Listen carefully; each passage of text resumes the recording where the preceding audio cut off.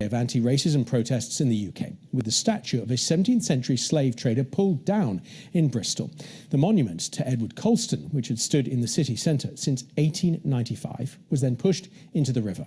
The latest demonstrations came 12 days after the killing of George Floyd by US police, and despite the UK government advising people not to take part in mass gatherings because of the risk of catching or spreading coronavirus. Well, this is the scene live in Whitehall, central London, where flares have been let off.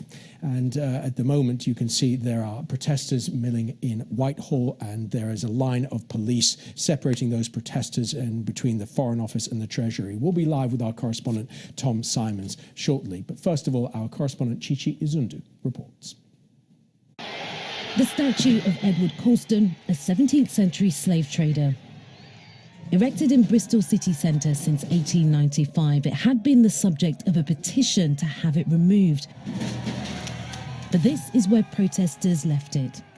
Police say they're now investigating the criminal damage of the statue of the man estimated to have bought and sold 80,000 people.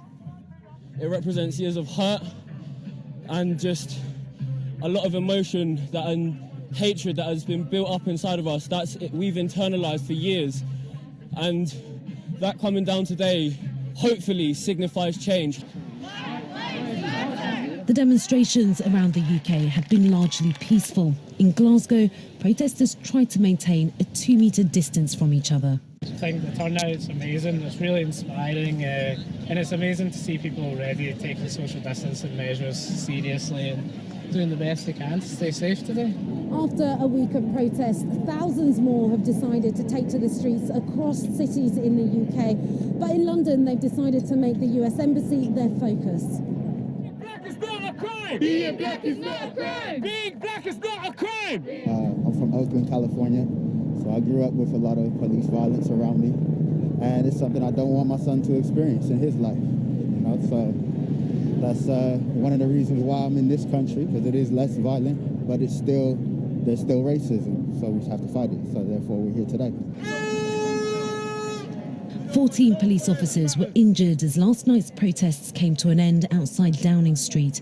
The government once again reminded people right now, meeting more than 6 is breaking the rules.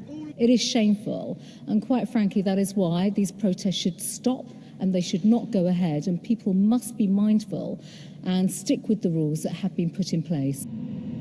Just like the US, the protests in the UK feel like they're gathering momentum. Strength of feeling hasn't yet diminished, and those wanting to add their voice is growing. Chichi Izundu, BBC News.